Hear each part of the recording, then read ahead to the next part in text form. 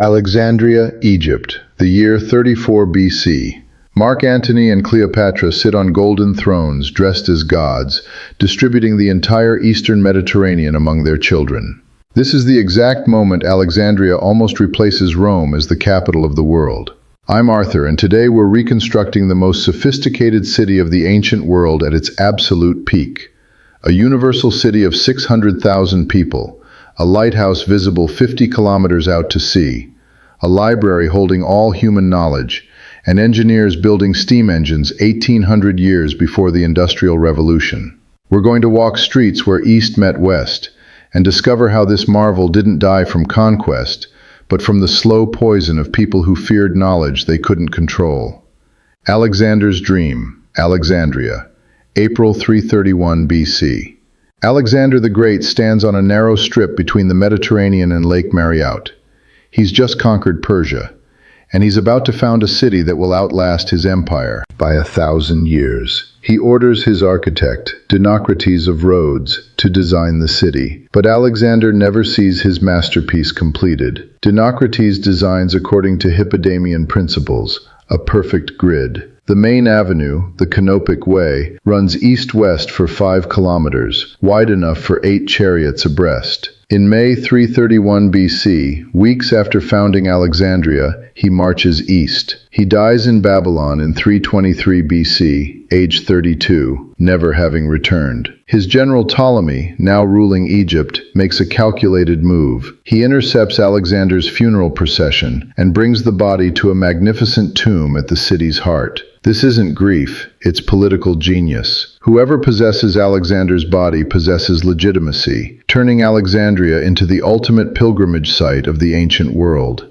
Ptolemy I Soter, the savior, begins construction. The Heptastadion, a massive causeway 1.2 kilometers long, connects mainland to Pharos Island, creating 2 harbors, the Great Harbor to the east and the Eunostos Harbor west. This transforms Alexandria into the Mediterranean's premier port. But Ptolemy wants more than commerce. He wants to make Alexandria the intellectual capital of the world. He proposes something audacious, a Museion, a temple to the Muses, as a research institution, and attached to it, a library that would collect all human knowledge. The seed is planted. Alexander never saw his city, but from his tomb, a metropolis would rise that would dwarf anything the Greek world had imagined. Alexandria, channel members. Before we continue, I want to take a moment to thank the amazing channel members featured on the screen right now. If you'd like to support the channel, consider hitting the join button below. Now let's get back to the story. Alexandria, the universal city. By the reign of Ptolemy II Philadelphus, Alexandria has become the second largest city in the ancient world. Population, 500,000 to 600,000. Only Rome is larger. But Alexandria isn't just large. It's diverse, deliberately, structurally, and explosively so. The city is divided into 3 distinct ethnic quarters, each with its own character, its own governance, its own tensions. The Bruchum, the royal quarter, occupies the northeast section along the waterfront. This is where Greeks live, where the Ptolemaic palace complex sprawls across acres of marble columns and manicured gardens. The Museion and library are here, the gymnasium, the theater. Only Greeks hold full citizenship. Only Greeks participate in governance. The Ptolemies, despite ruling Egypt for 3 centuries, speak Greek, worship Greek gods, and deliberately maintain Hellenistic culture to exclude non-Greeks from power. The Jewish quarter occupies the northeast Delta district. Alexandria hosts one of the largest Jewish communities in the ancient world, perhaps 100,000 people. They have significant autonomy, governed by an ethnarch and their own council of elders. The community is prosperous, integrated into trade networks, and produces the Septuagint, the first Greek translation of the Hebrew Bible, making Jewish scripture accessible to the Hellenistic world. The Egyptian quarter, called Rakotis, occupies the southwest. This is where native Egyptians live, the people who actually built this land, whose civilization stretches back 3,000 years. They have no citizenship rights, no political power. They perform manual labor, work the docks, serve in Greek households. The cultural apartheid is deliberate. The Ptolemies maintained Greek dominance through systematic exclusion. This is the paradox of Alexandria: universal in ambition, segregated in practice. But what makes Alexandria extraordinary isn't just diversity, it's engineering. Alexandria, the Pharos Lighthouse. Rising from Pharos Island, visible from every point in the city and 50 kilometers out to sea, stands one of the 7 wonders of the ancient world.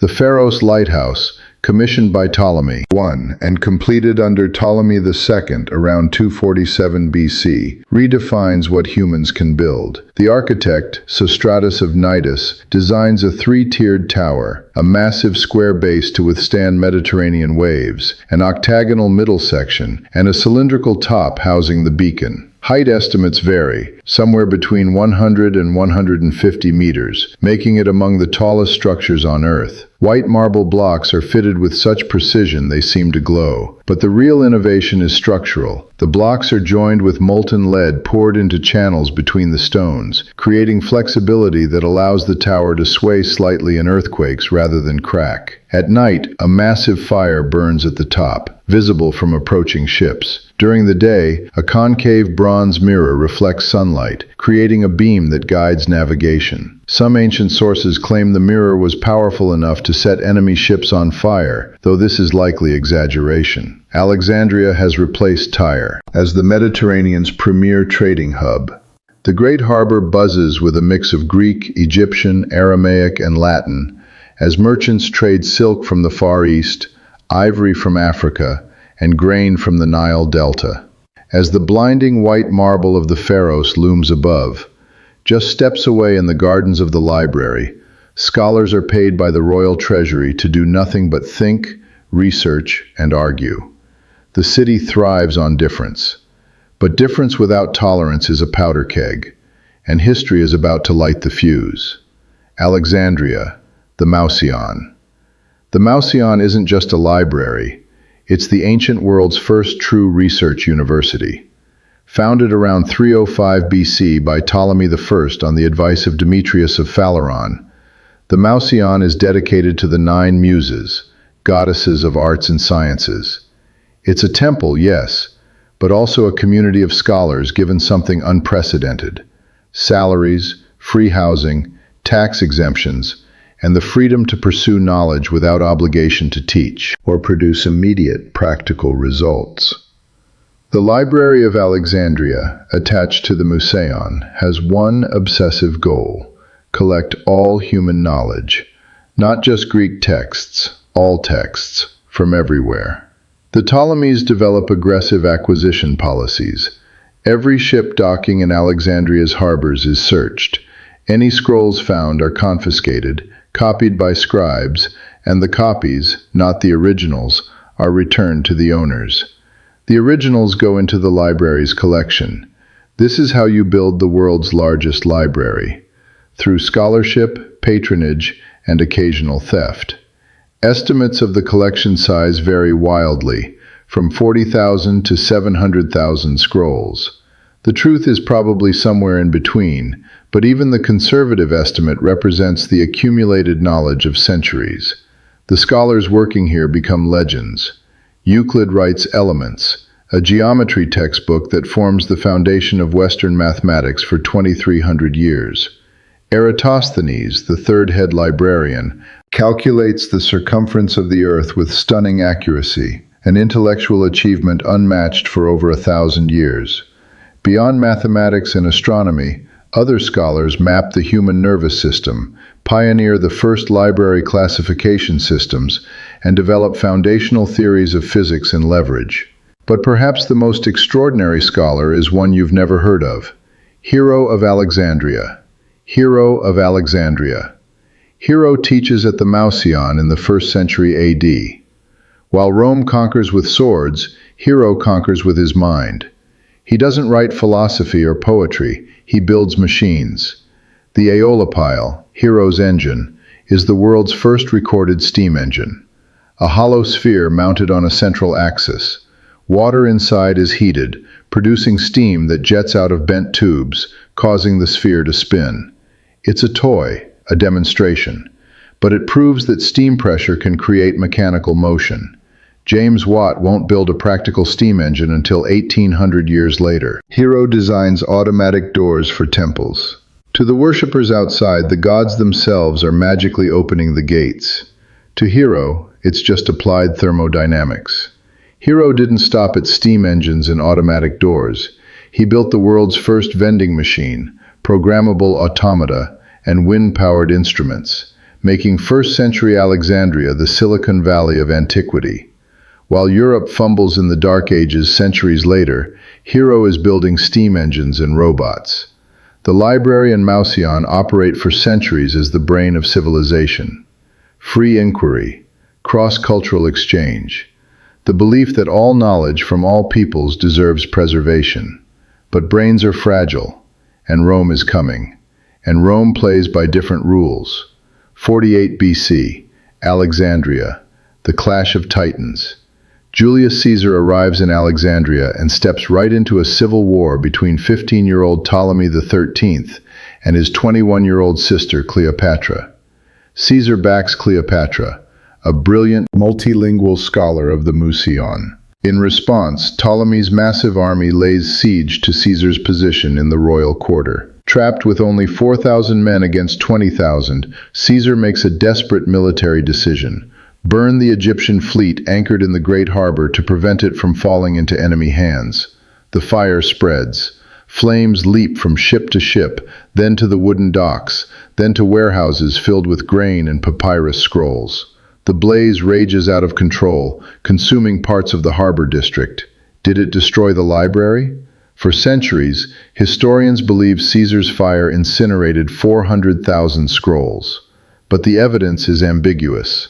The geographer Strabo visits Alexandria around 20 BC and mentions the Mausion as a functioning institution. Scholars continue working there for centuries. Modern consensus: Caesar's fire probably destroyed warehouses containing scrolls awaiting cataloging, perhaps 40,000, but the main library survived. The real damage wasn't physical, it was psychological. Caesar's fire established a precedent. Knowledge could be collateral damage in political conflicts. But Caesar's involvement in Alexandria produces something more consequential: an alliance with Cleopatra. She gives birth to Caesarion, Little Caesar, their son, who will later be declared pharaoh. Caesar returns to Rome and is assassinated in 44 BC. Marc Antony, one of his successors, takes control of the eastern Mediterranean, and he too falls under Cleopatra's spell, though describing it as mere seduction misses the point. This is a political and military alliance between two of the most powerful people on earth. In 34 BC, after conquering Armenia, Antony stages a Roman-style triumph, but not in Rome, in Alexandria. The entire city is summoned to the gymnasium for the donations of Alexandria. Dressed as gods, Antony as Dionysus, Osiris and Cleopatra as Isis, Aphrodite distribute vast territories across the eastern Mediterranean among their children. They proclaim Caesarion as King of Kings, making a bold statement to the empire. This is the moment Alexandria almost replaces Rome as the capital of the world. Antony is openly declaring that the future of Rome lies not in the West, but here, in this hybrid Greek-Egyptian metropolis, ruled by a Macedonian queen and a Roman general dressed as Eastern gods.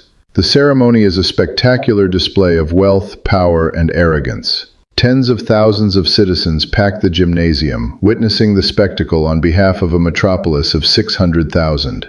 The message is clear: Alexandria, not Rome, is the center of the new world order. But this hubris seals their fate. In Rome, Octavian, Caesar's heir and Antony's rival, uses the donations as propaganda. Antony has betrayed Rome, given away Roman territory to a foreign queen, declared allegiance to Egyptian gods. The Senate strips Antony of authority and declares war on Cleopatra. In 31 BC, Octavian defeats Antony and Cleopatra's combined fleet at the Battle of Actium. Antony and Cleopatra flee to Alexandria. As Octavian's forces approach in 30 BC, Antony commits suicide. Days later, Cleopatra dies, probably by poisoning, not asp bite. Octavian, soon to become Augustus, the first Roman emperor, enters Alexandria victorious. Egypt becomes a Roman province, but a special one. It's the personal property of the emperor. No senator can even visit without imperial permission. The Ptolemaic dynasty, which ruled for 3 centuries, ends. Alexandria, which almost became the capital of the world, is now a possession of Rome. But tolerance is eroding, and when religious fury explodes, nothing will survive. Alexandria, the powder keg. Under Roman rule, Alexandria's population remains stable around 600,000. The city continues its role as the Mediterranean's premier port, but now it serves a new function, the Annona. The city becomes the heart of the Annona, Rome's grain dole. 1/3 of the wheat that feeds Rome's million inhabitants flows through Alexandria's harbors. If these massive grain fleets are delayed by storms, riots erupt in Rome. Rome conquers the world with legions, but Egypt feeds those legions. Alexandria literally has the Roman Empire eating from its hand. But the city's ethnic powder keg is heating up. In 38 AD, the Jewish king Agrippa I visits Alexandria. His arrival sparks violent riots between the Greek and Jewish communities. Greeks mock Agrippa, stage humiliating parodies, and desecrate synagogues. Jews retaliate. Roman authorities crack down on both communities, but the damage reveals a truth. Alexandria's celebrated diversity is a facade. The 3 communities, Greek, Jewish, Egyptian, live side by side but increasingly hate each other. The tensions are religious, ethnic, and economic. Greeks resent Jewish commercial success. Egyptians resent Greek political dominance. Jews fear both groups. And, as Christianity spreads through the empire in the 2nd and 3rd centuries, a new fault line appears: pagan versus Christian, with Christians themselves divided between moderates and zealots. By the 3rd century AD, the library's glory days are fading. Imperial patronage decreases. Other cities build rival institutions. The Mausion still functions, but it's no longer the undisputed brain of the world. Alexandria thrives on diversity, but diversity without tolerance is a powder keg. Rome lit the fuse in 48 BC with Caesar's fire. For 400 years it smolders, then it explodes. Alexandria, the death of wonder. July 21st, 365 AD. Dawn. The earth trembles. An earthquake, magnitude 8.0 or greater, strikes off the coast of Crete, 400 kilometers from Alexandria. The shaking is violent but brief. Then something terrifying happens. The sea withdraws. The Mediterranean pulls back from Alexandria's shores, exposing the seafloor. Ships rest on sand. Fish flop in the morning sun. People rush out to gather stranded sea creatures, to explore this impossible landscape. The tsunami strikes Alexandria with apocalyptic force. Walls of water crash over the Heptastadion, over the harbors, over the low-lying districts. Ships are picked up and hurled inland, some found later on rooftops of buildings 2 miles from shore. 5,000 people die in minutes. The Bruchium, the royal quarter, is hardest hit. The marble palaces where Ptolemies and Cleopatras once ruled are smashed. Over the following centuries, weakened by seismic liquefaction and rising seas, the entire northeastern waterfront will gradually sink 6 meters into the Mediterranean. Cleopatra's palace disappears beneath the Mediterranean, swallowed by the sea. The tsunami doesn't destroy Alexandria, but it drowns the city's heart, the royal quarter where Cleopatra almost made Alexandria the capital of the world. Meanwhile, the Pharos Lighthouse, the wonder that has stood for over 1,000 years, begins its own slow death. Weakened by centuries of relentless seismic activity, including massive earthquakes in 1303 and 1323, the 1,600-year-old structure finally collapses. Only a broken stub remains of the tallest lighthouse ever built. The city rebuilds, but it's a diminished Alexandria, traumatized and increasingly divided by religious hatred. In 391 AD, the Christian Roman Emperor Theodosius I issues a decree. All pagan temples in the empire are to be closed or destroyed. In Alexandria, the Christian patriarch Theophilus seizes the opportunity. He incites a Christian mob to destroy the Serapeum, the great temple to Serapis, the hybrid Greek-Egyptian god. The Serapeum houses a subsidiary library, sometimes called the Daughter Library, containing thousands of scrolls. The mob burns it. The statue of Serapis is pulled down and hacked to pieces. The temple is demolished, stone by stone. This is the moment the Library of Alexandria dies. Not from Caesar's accidental fire 400 years earlier, but from deliberate religious violence. In 415 AD, the violence reaches its ultimate expression. Hypatia, a brilliant mathematician, astronomer, and the city's most prominent intellectual, is targeted. A Christian mob, incited by Cyril, the Patriarch of Alexandria, drags Hypatia from her chariot, strips her, and tears her apart with broken pottery shards. Her dismembered body is burned. Hypatia's murder symbolizes the death of intellectual tolerance in Alexandria. The city that once invited all scholars now kills them for teaching the wrong philosophy. In 641 AD, Arab Muslim forces conquer Alexandria. The new rulers move Egypt's capital south to Fustat, which will become Cairo. Alexandria, once the second largest city in the world, loses its political significance. Trade routes shift. The population collapses. By the late Ottoman period, Alexandria is a fishing village with 10,000 inhabitants. In 1994, underwater archaeologists Jean-Yves Empereur and later Franck Gaudiot dive into Alexandria's harbor. They discover massive blocks of marble and granite, pieces of the Pharos, resting on the seafloor, statues, sphinxes, columns from Hellenistic temples, the royal quarter, submerged since 365 AD. The Pharos still exists. It's just underwater now, broken into 10,000 pieces, scattered across the Mediterranean floor. The sunken ruins and Alexandria's rebirth. Those sunken stones are the physical ghost of a miracle. A city of 600,000 people, a lighthouse that stood for 1,600 years, the birthplace of the steam engine. Alexandria proved you could gather all human knowledge, build towers touching the sky, and have different cultures living side by side. But as the ashes of the Serapeum and the tragic murder of Hypatia showed us, Alexandria also proved something darker. Knowledge is fragile. Tolerance is fragile. Civilization itself is fragile. Alexandria didn't die from one catastrophe. It died from 1,000 cuts across 700 years, each one chipping away at what made it universal. Today, the Pharos lies underwater. The library is ash. Alexander's tomb, lost forever, never found. Cleopatra's palace, 6 meters below the Mediterranean.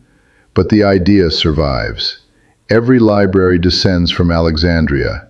Every lighthouse echoes the Pharos. Every attempt to gather human knowledge, from Wikipedia to the Internet Archive, is Alexandria reborn. We keep rebuilding it, because we know what we lost. Alexandria did not die by a conqueror's sword. It died when its own inhabitants decided that being right was more important than preserving knowledge. If you enjoyed this, there are many more lost civilizations to explore. Tell me in the comments, which city should I reconstruct next? Until the next journey.